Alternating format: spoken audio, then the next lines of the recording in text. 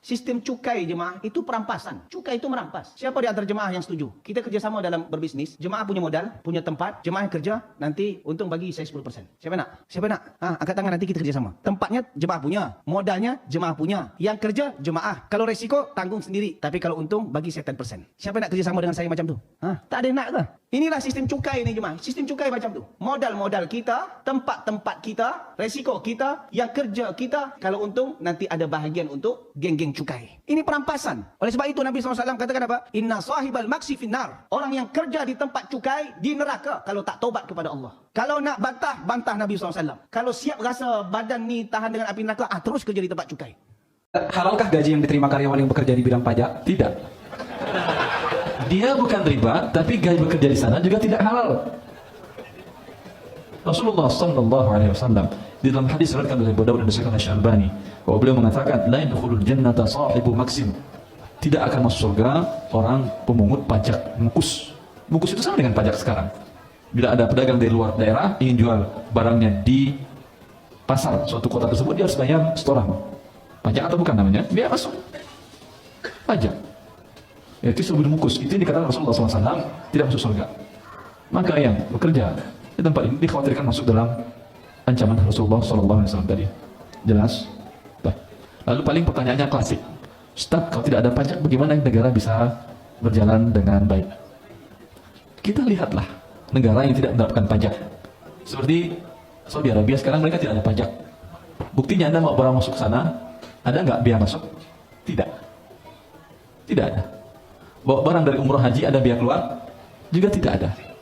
Gini Om Ded, Tuhan aja dalam Islam minta 2,5%, dalam Kristen minta 10%, masa negara minta 12%.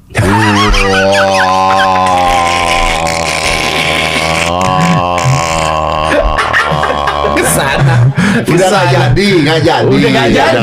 Hadiah tahun baru tuh, hadiah tahun baru. Jadi pajak ini buat kepentingan siapa? Bankir. Kamu pikir pajak buat apa? Pendapatan negara dari mana? Buat apa pajaknya? Membangun negeri, Masya Allah hebat benar. Apa yang dibangun? Coba sebutkan. Hah? Apa yang dibangun? Infrastruktur apa? Wah, bandara. Bikin bandara dari mana? Tang. Apalagi? Ayo. Bikin jembatan. Jembatan dibikin pakai apa? Oh. Satu lagi biar percaya ya. Hah? Jalan tol dibangun dari apa? Wah, kenceng bener tuh. Ya. Jadi nggak ada. Jadi pajak itu hanya dipakai buat nyicil utang sama membayar pengelolaan utang. Setiap bangun utang baru. Coba lihat 70% APBN buat apa? Nah, bayar utangnya 10% paling 200 triliun. Yang 70% buat apa? Hah? Buat yang namanya belanja rutin. Yaitu pegawai, listrik, telepon, dan seterusnya. Kerjaan mereka apa? Kerjaan mereka ngapain? Ngutang dan ngelola utang, betul nggak? Betul. Kata mereka betul. Apalagi kata saya. Ustaz nak pajak, saya dipajak juga. Orang pajak itu datang, dipanggil saya ke kantor pajak. Pajak YouTube. Saya bilang aku tak ada ngambil YouTube nih, seperak tak ada di YouTube nih ku ambil. Semuanya untuk makan santri, beli beras, gaji guru, tak ada. Dan hitunglah semua.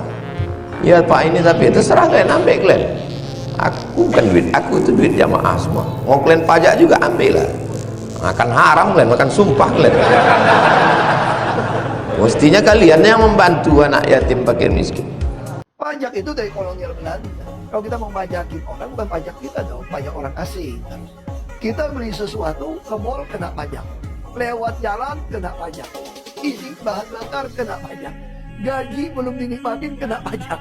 Kita ini bayangin ini, semua dipajakin. Bangun rumah kena pajak, perbaikan rumah kena pajak, semua dipajakin kita. Tapi timbal balik kita apa? Jalan raya kita pun dijadiin polos, bayar juga. Terus PPN semua kena pajak, gak ada yang kena pajak, makan juga kena pajak, dagang semua kena pajak, tinggal di rumah warisan pun, balik nama pun kena pajak, tinggal di rumah gede juga kena pajak, maksudnya warisan orang tua. Jadi udah pensiun, udah kerja setengah mati, udah bayar pajak setengah mati, udah tua pensiun, pajaknya dinaikin semua. Pajak mobil Indonesia terlalu tinggi sampai Amerika Serikat aja bisa komplain terkait hal ini dalam forum internasional. Bukan hanya masyarakat Indonesia yang merasakannya, karena Amerika Serikat, negara adidaya, juga mengeluh di forum internasional karena tingginya pajak Indonesia. Sekretaris Umum Gaikindo, Pak Kukuh Kumara, mau ngasih contoh bahwa misal ada mobil 100 juta rupiah dari pabrik, bisa nyampe 150 juta di tangan konsumen. Nah, 50 juta kenaikan itu adalah beban pajak. Pajaknya juga banyak, ada PPNBM, PPN, plus pajak daerah kayak BBNKB sama PKB. Makanya Indonesia jadi salah satu negara dengan pajak mobil termahal di dunia. Cuma kalah dari Singapura aja. Apalagi mobil impor tuh kena bea masuk 0-50%. PPNBM bisa mencapai 0-95% tergantung emisi dan bensin. Ada juga pajak-pajak daerah yang menambah pengeluaran rakyat tiap tahunnya. Masih ada pajak STNK, plat nomor BPKB, dan perpanjangan STNK 5 tahun sekali. Pokoknya Amerika dan beberapa orang melihat ini ribet dan mahal banget. Mana ada undang-undang yang dibikin untuk mensejahterakan rakyat sampai hari ini? Semua undang-undang itu yang dibuat untuk kemewahan dan kenikmatan partai politik dan para penguasa. Rakyat hanya menjadi tumbalnya aja, ini kan kambing hitam. Ada apa-apa disalahkan rakyat, ada apa-apa disalahkan rakyat. Ya mereka yang berpesta, rakyat yang harus menderita. Kan ini yang ada kan? Pajak semua disikat hanya untuk kemewahan dan kesenangan para pejabat. Mereka dipilih rakyat, tapi mereka juga yang menghantam rakyat kan? Betul. Itu masalahnya di sana. Mereka tidak punya empati, saya sampaikan ya. Mereka tidak punya empati dan kasih. Itu yang paling utama untuk jadi pejabat. Sebenarnya kalau dia bicara tentang pejabat pemimpin ya, harus ada kasih dan nurani, empati kepada masyarakat yang memilih mereka, yang memberi makan mereka. Tapi mereka ini berkuasa, mereka lupa. Coba cek dulu deh. Petinggi-petinggi pejabat pajak, lihat tuh rumahnya ada berapa banyak. Coba lihat mobilnya. Coba lihat kehidupannya seperti apa. Artinya sebenarnya kalau kita lihat, negara ini kayak nyuruh orang-orang yang susah, kayak nyuruh orang-orang yang sederhana untuk membiayai kepentingan orang-orang yang kaya, orang-orang yang pejabat. Ini kan kondisinya tuh. Maka wajar ketika kebanyakan orang tuh nggak setuju. Kalau misalnya mau disurvei, yakin lebih banyak orang yang nggak setuju daripada orang yang setuju. Dan kita masih sebut negara kita demokrasi. Nggak ada sih sebenarnya demokrasi. Sebenarnya ketika orang tuh mau naikin, ya dia naikin aja. Makanya Sri Mulyani kan ya sampai menggunakan seluruh dalil dan seluruh ide untuk bisa membenarkan pajak. Mulai dari kalau nggak setuju silakan tinggal di luar negeri katanya ya, atau apalah, untuk pergi dari Indonesia atau apalah, terserah. Tapi ini kan perkataan-perkataan juga sangat tidak produktif. Perkataan-perkataan yang tidak layak diucapkan oleh orang yang harusnya menjadi pelayan atau menjadi orang yang dipercaya oleh rakyat. Artinya kalau kita lihat ya pantas aja orang nggak peduli.